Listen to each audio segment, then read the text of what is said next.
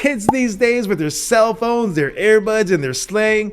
I mean, what does Sigma mean anyway? I am Vector Sigma. Now, don't get me wrong, there definitely are differences. I mean, you got a shorter attention span, you got this attachment to an electronic device, and don't even get me started on the penmanship. But I've been teaching 21 years, and my belief is that kids are fundamentally the same as they were 20 years ago, and even the same when I was in high school. I guarantee my parents complained about my shorter attention span, about me being glued to the TV, and about how I'd rather call somebody versus write them a letter. So if you buy into my premise that kids are fundamentally the same, how can you use that to your advantage? The answer is another one of those. Now, where I got this term from was a guy named Ray Dalio. Now, Ray Dalio was he's a finance guy. I mean, he's like one of the best finance guys out there, money guys out there.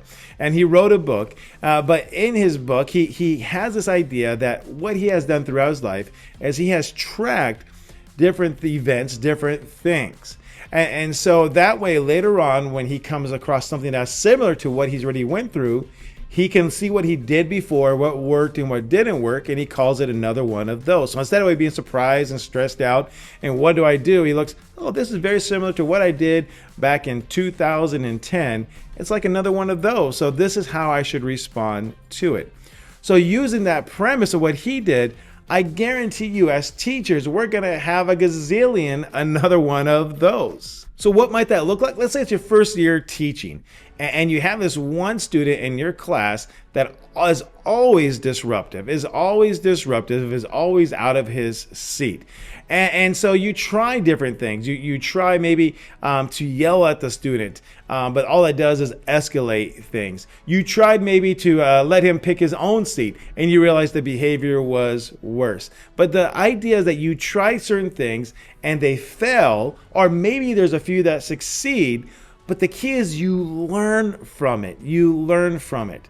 And then here comes year 2, and guess what? Good news, that student is gone. You're like, yes, I don't have to deal with that kid anymore. But guess what? You have another kid that acts the same way. Another kid that's always disruptive, a kid that's always out of his seat. And so you think back, how did I handle the other kid my first year?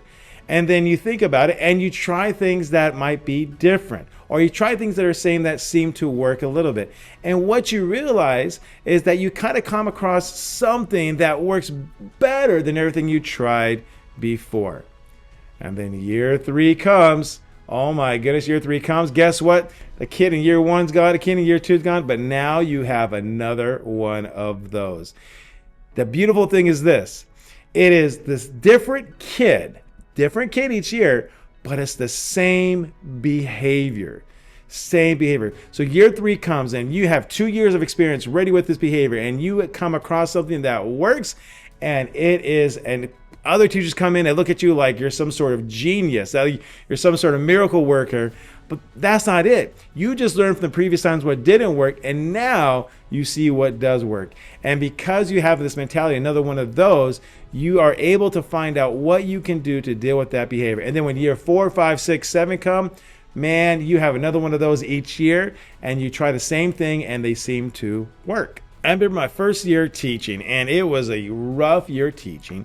And I remember I had conversations with my principal, and I would tell my principal, these 3 students are just ruining my class. And they were just ruining my class.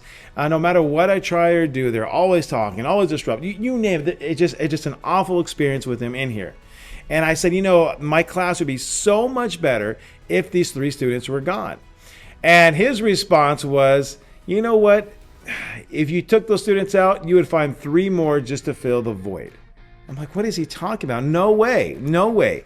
And the year progressed, and I noticed that one way or the other, those 3 students left my class. I think some got moved to a different class or something, but those 3 students they left my class. But he was so right.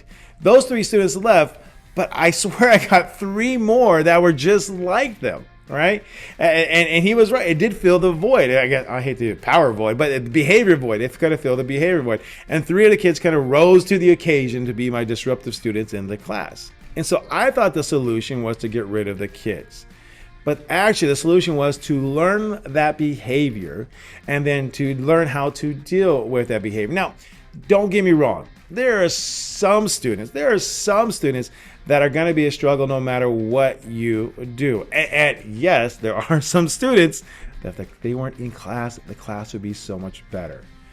But beyond that, you got to figure out another one of those. And so how do you go about doing that? Well, one thing you do is make a mental note every day. And in fact, if you want to get really good, you can actually make a note of what works and doesn't work, and maybe actually put it in a Google Doc or something else.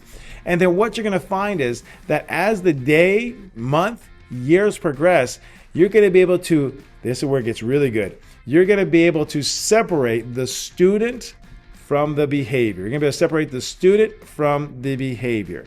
And once you're able to separate the student from behavior, you can look more at that behavior and deal with that behavior. Now, it's going to seem like you're dealing with the student, right? Johnny did this, Johnny did this. But what you're actually dealing with is that behavior. And you're going to correct that behavior, no matter if it's Johnny, Susie, Ben, whoever it is, it's the behavior you're dealing with. Now, it's attached to a student, but you get the idea behind it. And so another one of those is going to help you improve so greatly, especially as you move on throughout the years. Now, when you get really good, you're going to find ways not only to deal with that behavior, you're going to find ways to even prevent that behavior. But that is next Jedi level classroom management skills, which we'll eventually get to. But once you can figure that part out, oh my gosh, that is the game changer right there as well. But for now, what you want to do is focus on the behavior, focus on how to deal with the behavior, how to alter behavior, make notes of what works and doesn't work. And then from that, create a list of another one of those. And by the time, because you're gonna have like 100 of these different behaviors a day, I mean, you name it, right? Different kids, same behaviors, but you have 100 different behaviors. But once you start actually finding ways to deal with each one of these behaviors, you're gonna have an arsenal of strategies. And once you have the arsenal of strategies, man, you're ready to take on anything that comes your way.